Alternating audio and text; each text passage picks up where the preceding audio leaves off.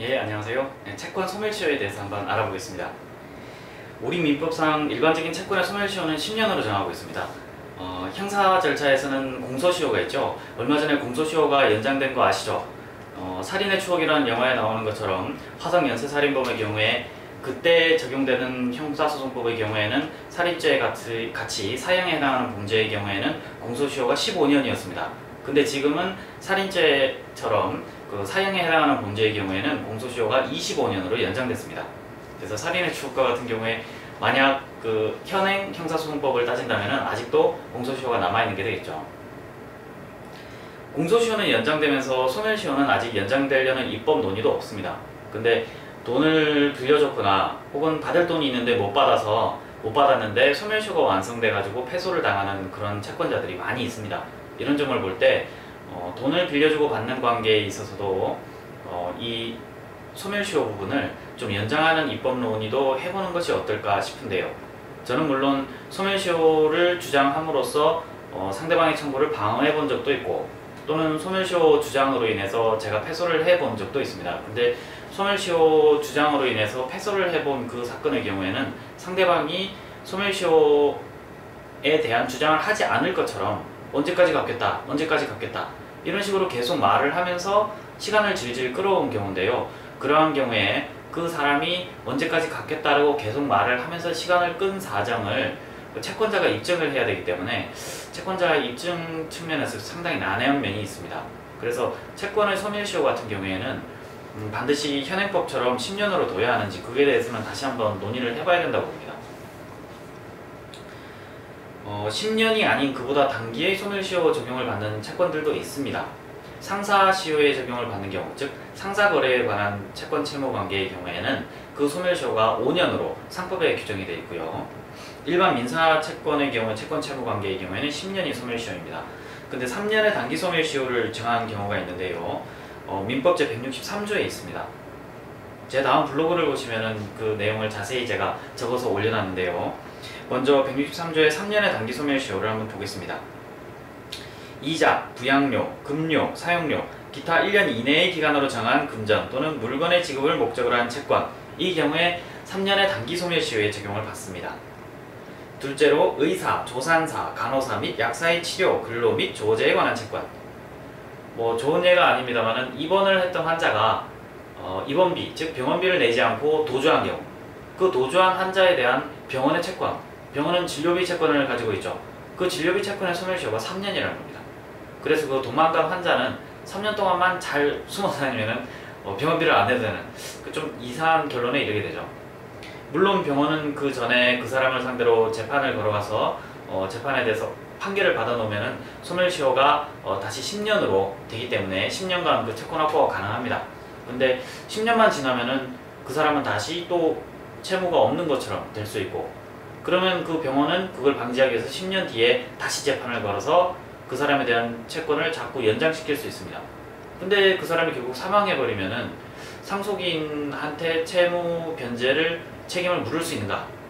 그 상속인 같은 경우에 한정 승인이나 상속 포기를 함으로써 또 그 책임을 벗어날 수 있습니다. 근데 이러한 경우에 과연 그 상속 포기나 상속 한정 승인 제도를 통해서 그 부모의 채무가 후세대로 이전되지 않도록 하는 것이 과연 올바른 것인가? 그 부분에 대해서는 다시 생각을 해봐야 됩니다. 많은 사람들이 돈을 받을 게 있는데도 불구하고 상속에 묶여가지고 상속에 막혀서 채권 추심을 못하는 경우가 많이 있거든요. 그래서 그 부분에 대해서도 과연 상속 포기나 상속 한정 승인이라는 제도를 완전하게 두는 것이 좋은 것이냐, 아니면 그걸 약간 개정해서 상속인의 경우에는 돌아가신 피상속인의 채무에 대해서 일부 책임을 지게 하는 것이 올바른 것인지, 그에 대해서는 다시 한번 생각을 해봐야 됩니다. 그래야 채무자들이 좀 더 갚으려고 노력을 하지 않겠습니까? 자신의 후손들에게까지 그 책임이 전가될 수 있다는 걸 알게 되면 기를 쓰고 열심히 갚을 겁니다. 그래야 사회가 좀 더 밝아지지 않겠습니까? 다음 세 번째, 도급받은 자, 기사, 기타 공사의 설계 또는 감독에 종사하는 자의 공사에 관한 채권. 예를 들어 집을 지어주었다, 또는 인테리어를 해주었다, 또는 수리를 해주었다, 이런 경우에 그 공사대금 채권, 그 공사대금 채권은 소멸시효가 3년입니다. 3년. 그래서 공사업자들은 3년이 되기 전에 반드시 건축주를 상대로 소송을 걸어야겠죠. 그죠? 네 번째, 변호사, 변리사, 공증인, 공인회계사 및 법무사에 대한 직무상 보관 서류의 반환을 청구하는 채권. 변호사한테 어떤 서류를 맡겼는데 그 재판이 끝났단 말이죠. 재판이 끝나고 나서 서류의 반환을 구하는 경우, 그 소멸시효가 3년이라는 겁니다. 3년 내에 그 반환을 청구해야 되는 겁니다. 다섯째, 변호사, 변리사, 공증인, 공인회계사 및 법무사의 직무에 관한 채권. 변호사가 성공보수를 못 받았다, 변호사가 착수금을 못 받았다, 이런 경우에 그 변호사의 채권은 소멸시효가 몇 년이냐? 3년입니다. 상사 소멸시효는 5년인데도 불구하고 변호사나 변리사, 공증인, 공인회계사 같은 사람들은 소멸시효 3년을 적용받기 때문에 거꾸로 이야기하자면 변호사한테 돈을 안 주고 일 시켜도 3년만 피하면은 소멸시효 완성을 해서 돈 안 줘도 됩니다. 그걸 악용하지 마시고 돈 떼먹고 도망가지 마십시오. 다음, 생산자 및 상인이 판매한 생산물 및 상품의 대가.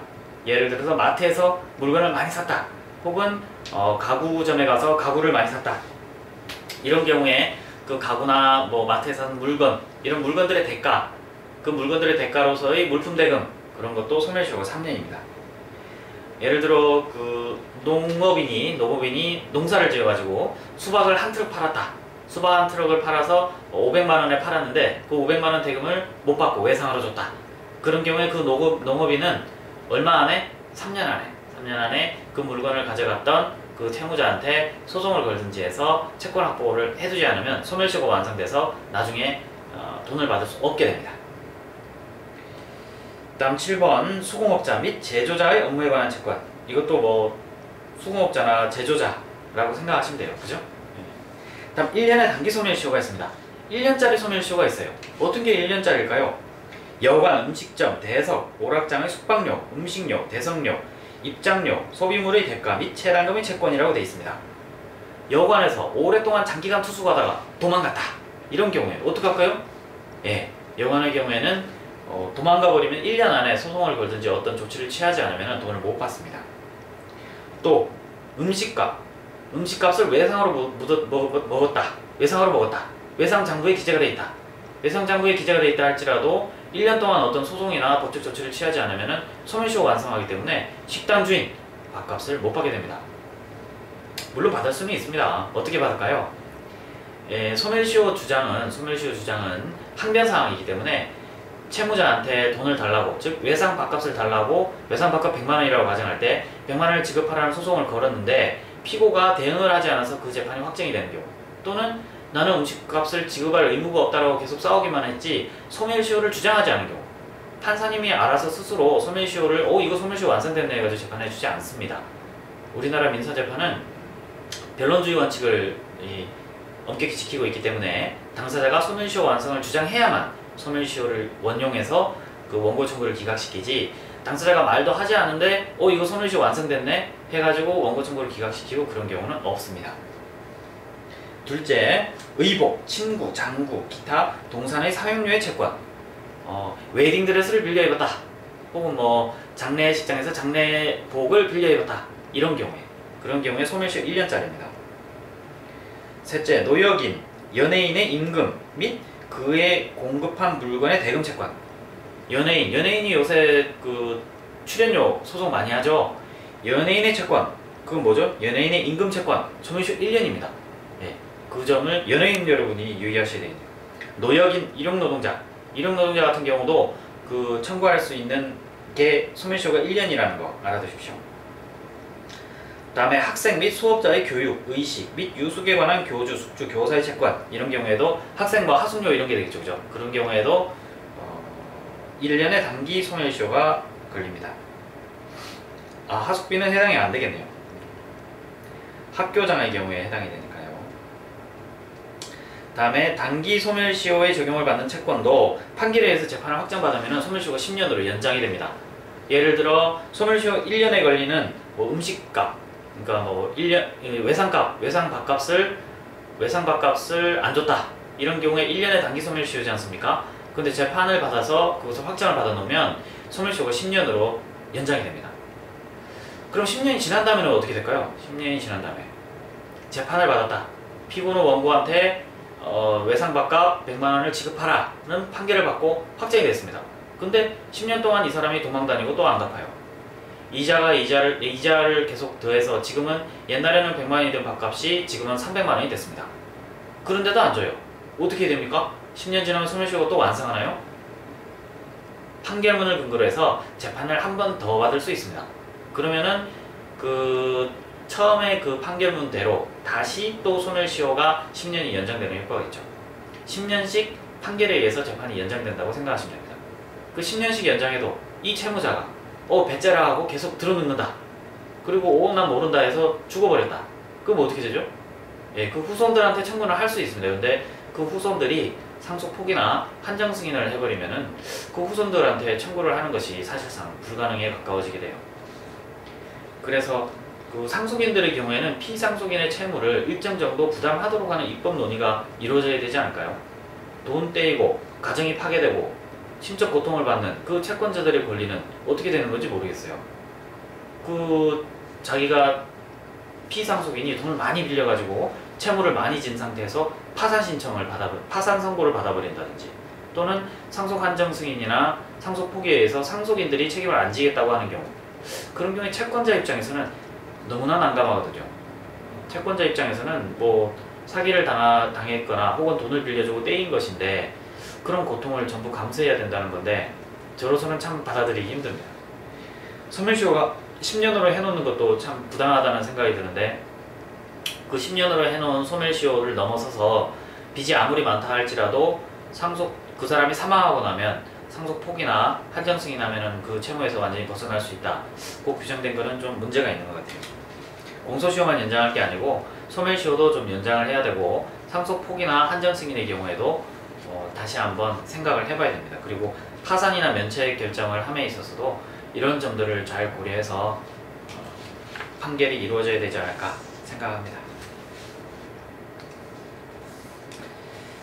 자, 소멸시효가 완성이 돼가는 경우가 있습니다. 일반 채권의 소멸시효가 10년이고, 그 다음에 아까 말씀드린 것과 같이 단기 소멸시효 걸리는 3년짜리 채권 또는 1년짜리 채권들이 있습니다.